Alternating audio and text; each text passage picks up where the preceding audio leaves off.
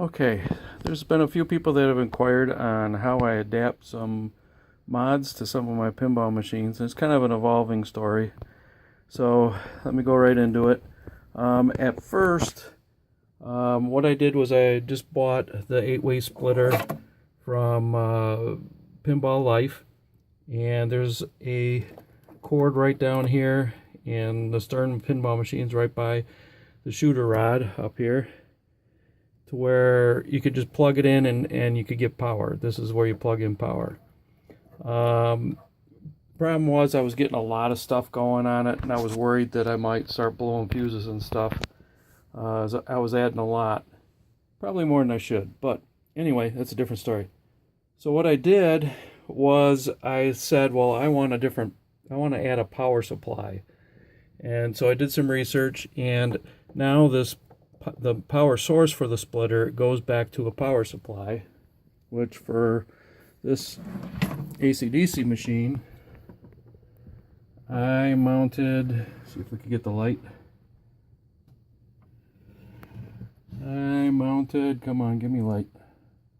Well, anyway, I mounted back there, and I could show you the box later or what it looks like.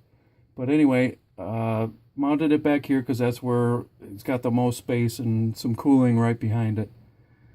And then later on, I got the Mike D mod with the LCD for AC/DC, and he's got a neat little contraption that I liked, to where you plug right into the service port and it goes over to this relay box, and from there it plugs in his mod right into our standard outlet, and that's the way he gets power for his LCD.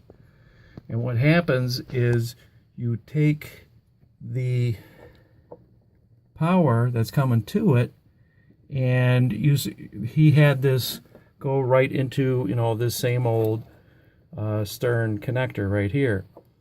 And so it powers up with anywhere from 5 to 12 volts signal coming from the PC, from the pinball machine, to where when you turn it on, it'll turn the relay on, and then power goes through it. So it goes to his mod. So what I did was I plugged it right into one of the splitters. So when the machine turns on, my power supply turns on the splitter, and then the splitter turns on his relay, and then the LCDs turns on. But I guess stepping back, what I did was I took power directly from the box, and the switch underneath, I took the power, and that's how I'm powering my power supply in the back, to where it's a direct wire. I took it on the switch side of the switch. Basically, when you turn the switch on, I soldered some wires to that side of the switch to go to my power supply. So that's how I did this one. So it's not easily reversible because you have to unsolder wires and things like that, but I don't plan on getting rid of this pinball machine. So moving forward, what I did with Wizard of Oz, because it's Jersey Jack, they don't have a power supply over here, or a wire for mods for extra power coming in. So I asked around, and Lear Mods, I got one of his mods for the Jersey Jack Wizard of Oz, and he had a splitter for going to the topper. And so what I told him to do, I said, well, what I want to do is I want you to give me a splitter that's got a 3-foot cord on it that has no connector on the other end. And I asked if he could do that, and he said, sure. Didn't know what I was doing, but he said, sure, go ahead. So what I did with that is I took that power so that when the machine turns on, the power comes off of the topper, and that one goes in and triggers what I found online, which is probably what Mike D was using or something similar, is a power tail 2 switch, and that's a relay, so it plugs right into the service outlet. And so when the machine turns on, it hits the relay, and then I have the plug. It plugs in, power goes through the relay, comes down to my power supply. Get out of the way. Goes down to my power supply. My power supply turns on, and then the power supply goes and feeds my 8-way splitter. All right, because it comes right off of the power supply here and goes to my splitter. I still have to anchor this down, but basically I have my power supply. Now this power supply, one of the reasons why I got this bigger one on my AC/DC over here is because I wanted power going both to my 12 volt and my 5 volt ports. Because back then I thought, well, you know, there's probably mods out there that are both 12 volt and 5 volt, and I want to be able to have the splitter do both. I haven't found any mods that do 5 volts. I haven't looked that hard, but I don't even know if there's any mods out there that are 5 volts. So this method might be a little overkill to have both the 12 volt and the 5 volt being supplied to the splitter, to the standard Molex connectors. So that's how I did those two machines. Now for Spike 2, I got different mods on here for power, for like the Beatmaster lighted shooter housing, and I got the flippers, and I got a few other things.